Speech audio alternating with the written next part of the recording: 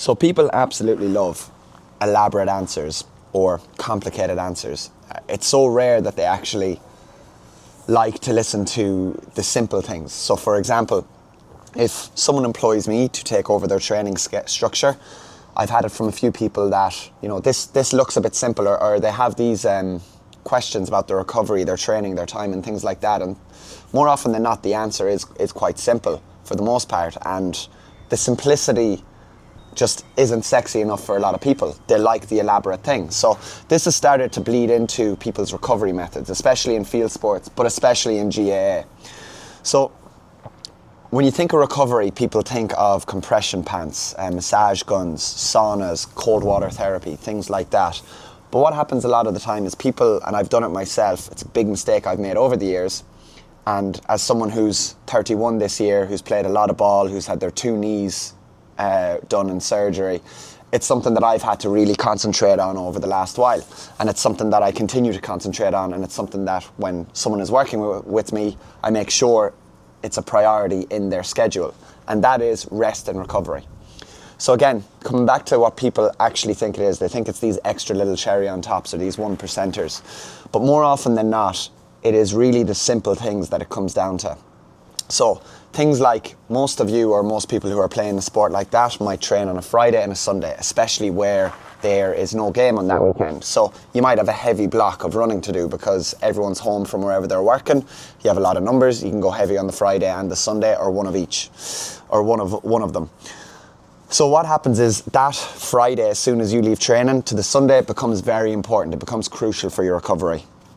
And sometimes people have inhibited their recovery by trying to get these 1%ers without focusing on the other things. So for example, people might disrupt their sleep to get up early to go do a sauna, go do an active recovery, which has become very popular, maybe 40 minutes on the bike, go for a light run, do a gym session, things like that. And what they've done is they've actually disrupted that sleep and disrupted the real recovery they could be getting. Another thing is people after sessions, they might book in and they might go straight to a recovery room, an ice bath, a sauna and things like this. Things that can actually diminish you a little bit more right after the fact that you've trained. And now because you're booked in there, you're going there, you haven't had the proper opportunity to replenish yourself through your nutrition and through your actual rest, which is just, there's nothing better than just horizontal lying down, be it on the couch, be it zoning out with a book, be it in bed. So a lot of people actually inhibit themselves from trying to get these 1%. These 1% are the things you throw in on top at an appropriate time when it suits, assuming you have everything else in stock. So, for example, if you're training on the Friday, and what I found is 3 of the most important things that I can do for my recovery is I can get on top of my meal timing and my replenishment ASAP and my fuel for the next time. I can try and get enough hours in bed, and I can actually de-stress. I can pick a time where I sit down and wind down. Am I going to bed hyped up, or am I actually taking the time out to actually relax, bring my central nervous system down and actually recover before I get into bed and start the most important cycle of sleep? So that period between a Friday and a Sunday, what you're trying to do there is you're trying to recover from the Friday and you're trying to perform the Sunday, and you're trying to bleed that into the week. And you don't want to be diminished because of it. So things you can do and things that I've done over the last while is I have made some changes that as soon as I sit in the car after that training, I have a snack with me, be it a banana, a Squares bar, other carbohydrate filled bar, and I'll always bring a chocolate milk or something like that. So I'm making sure I'm getting my replenishment and electrolytes, bit of protein and some carbs. I will then go home and I will have a carb heavy meal. Now, this is where people find it very difficult, because some people find it hard to let down a meal after they train.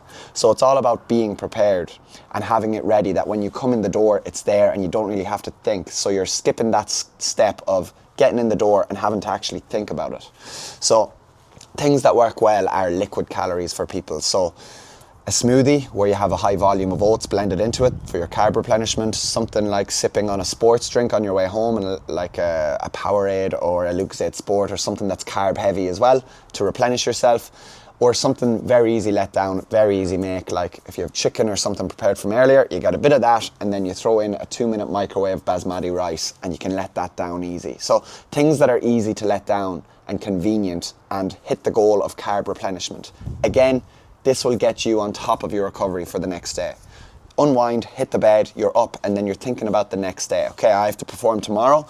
Don't want my fibre to be too high. Maybe a little bit of veg if I want, but I'd have that earlier in the day because it's just a training. If it was a match, I would say get rid of the fibre and just go for your carbohydrate heavy meals and build towards the next day. Now, something that is important at the next day is the simple things: daylight exposure, enough sleep, not disrupting your sleep to get on top of this recovery. Is your active recovery actually serving a purpose? Would that be better off on a different day of the week where you can get something out of it, like a bit more fitness work, a bit more strength or something like that? If you are doing some form of work today, maybe upper body might be the best idea for you in order to save the legs for the next day and maybe push the other work you usually do to another day. So again, structure is very important.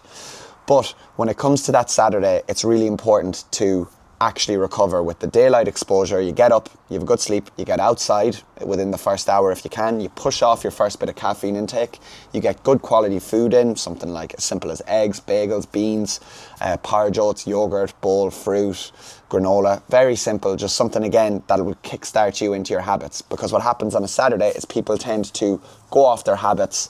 They'll meet friends, they'll skip meals, they'll overindulge at a different time of the day. They will come out of that structure. You want to try and keep structure if the goal is to recover for Sunday.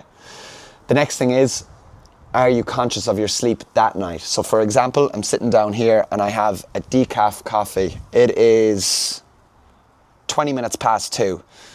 A lot of the time I would have a couple of coffees during the day if I'm out and about. But if it's something like this where I'm trying to recover and I'm trying to kind of perform the next day or push on to the next day, I will make better options: a decaf tea, decaf tea or a decaf coffee.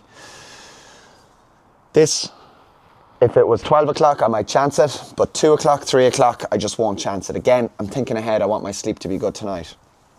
My next 2 or 3 meals will all be based off carbohydrates, recovering from last night, getting ready for tomorrow.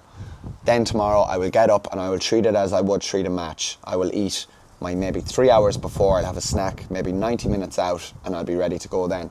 Again, a lot of it comes down to structure, a lot of it comes down to preparation, but the simple things really do work.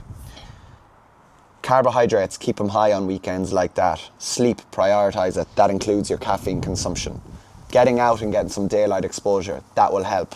Simple things like a walk or actually de-stressing and winding down is going to be much more beneficial to you than this active recovery, which might actually be diminishing to you a little bit more than you think. And that's everything.